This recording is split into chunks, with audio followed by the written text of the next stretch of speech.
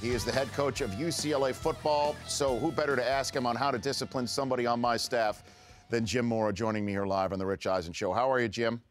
Rich, I'm good. How are you? I'm doing fine. Jim, as you know, this is a young show. I'm trying to put my stamp on the staff. I've got a guy who is not here today because of various travel issues that he might have been able to avoid if he didn't wait until getting the last flight out on a Thanksgiving Sunday night from the East Coast. What do I do with Chris Law? What would you do? Well, here's the thing, Rich, is Chris should have planned, and I think that if you start allowing excuses to seep into your show, that your foundation's going to crumble. So I think that he needs to be disciplined. I think that he needs a fine. Okay. I think that you probably need to sit him for the first quarter of the next show. And then move on from there. Okay. Now, do I just sit him in a chair off to the side? I mean, or do I just keep him out from view? I mean, with that. No. I think you need to. I think, is Drew doing his job right now? Drew? He is doing his job right now. Okay, well, then I think that Chris needs to sit and watch Drew do his job. And I think that that'll be pain and suffering enough. I knew it. I knew it. I knew that you would know, because again, like I said, it's early on, and I got to make sure that this program stays afloat. You got to lay the ground rules. I mean, you can't let chaos start to reign already. I mean, otherwise, where are we going? We don't know where we're going. We don't know what our foundation is. So. Fantastic. Jim Mora, the head coach of UCLA football, joining me here in his usual spot here on the Rich Eisen Show. Coach, I guess for what happened against Stanford is sort of my open-ended question right there. Well, it was just a very disappointing day for us. We had so much to play for, and we just got beat. They took the air out of us somehow, and I can't figure it out yet. I'm still grasping for answers as the staff. We're still talking about it, and I have a meeting with my players here in a little bit, and we'll try to figure it out, but it just was very unlike us. Our energy was down.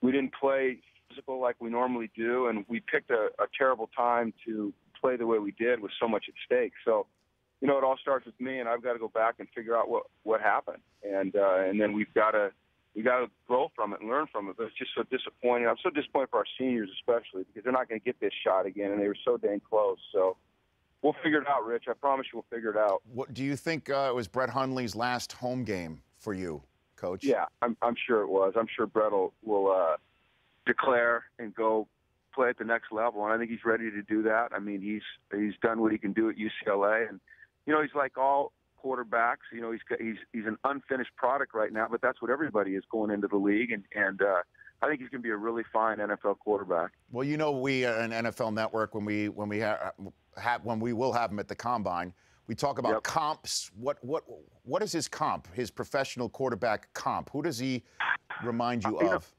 I've been asked that a lot by the scouts, and I don't know yet. I don't know. I haven't watched a lot of NFL football the last 2 years, but I can tell you this about Brett. He's got all of the physical tools. He's big, he's fast, he's strong. He's an incredible kid. He's got high character.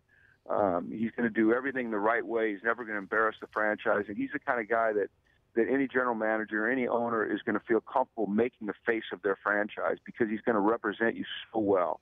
And he's a kid that's going to work at it religiously. He's going to be in early. He's going to stay late. He's going to come in on days off like Tom Brady does.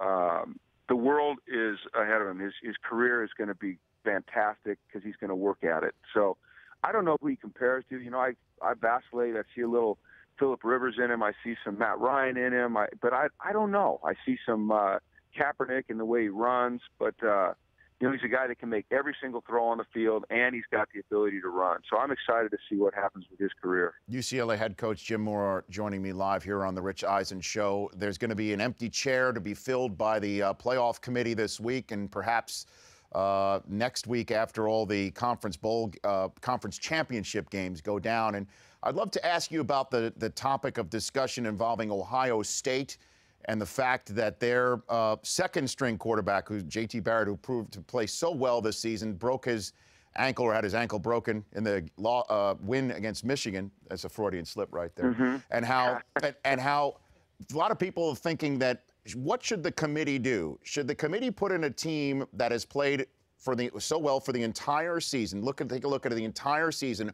Or should they go ahead and take a look at what would make for the best competition in a four-team tournament and risk putting in a team that has a third-string quarterback in so late in the season? Where do you stand on this, Jim? Well, I believe that if they think that what Ohio State has done up to this point is worthy of being in the Final Four, then they should put them in the Final Four. You know, they've already overcome the loss of Braxton Miller, so who's to say they can't overcome the loss of their second-team quarterback and still be the great team that they've become? I don't think it would be fair to penalize that university, that coaching staff, and all of those players and not put them in the Final Four. If, you know, once again, that this is all dependent upon if they believe that based upon what they've done, they should be in the Final Four. I think that they should be in the Final Four. I really do. I don't like that. Well, their quarterback got hurt, therefore it's not going to be as competitive. How do we know that? They lost their starting quarterback earlier in the year, and they were wildly competitive all year. So I'm all for, if they believe that they're a top 4 team based upon what they've done, then I'm all for putting them in the Final Four. Jim, I want to ask you about Mike Pettin in Cleveland. You know from your days in the NFL that once you take the genie out of the bottle with your second-string quarterback, who is as heralded as Johnny Manziel, and put him in a game in a big spot on the road in playoff conditions with a playoff race going on, that you know what that means, certainly for your fan base. What do you think he's going through right now with his team at 7-5 with 4 games to go, and Manziel and Hoyer sitting there? Well, I just think that's really difficult. I think you have to really sit back and be very, very careful about the decision that you make, because as you said, you know, when the genie's out of the bottle, and with a guy like Johnny, who's such a lightning rod and a polarizing figure, that you really have to think about all the ramifications of playing Hoyer and playing Manziel. And you can't just make a decision on a whim. It's going to affect the future of your franchise. It's going to affect this year. It's going to affect your fan base, how people feel about you as a coach, your playing, your players. Nobody has a pulse of the team better than the head coach, and so I think he'll make the right decision. Hopefully they sit back and they really think about it.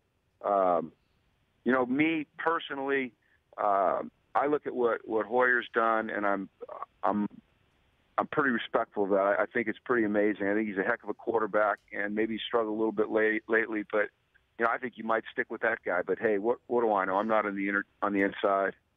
And lastly, I mean, think about it in this week-to-week league. How about your successor in Atlanta? Last week we're talking about what's going on with Atlanta. They're 4-7, and then Mike Smith and the Falcons look as great as they looked against Arizona yesterday. Jim, that was remarkable. But now remember, my successor was the Suey guy. Oh, that's what was his name? Petrino.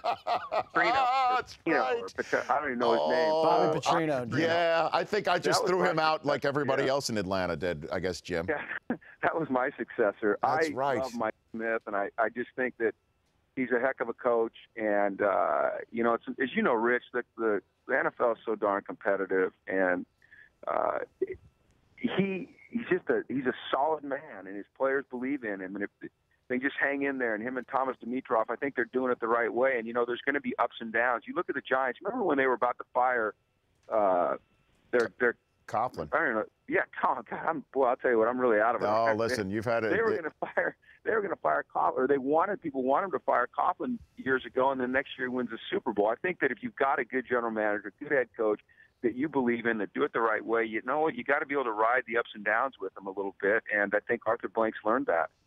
Jim, thanks for calling in. Appreciate it. We'll chat next week. Okay, Rich. Enjoy your week. The Rich Eisen Show, weekdays at noon Eastern. On Audience.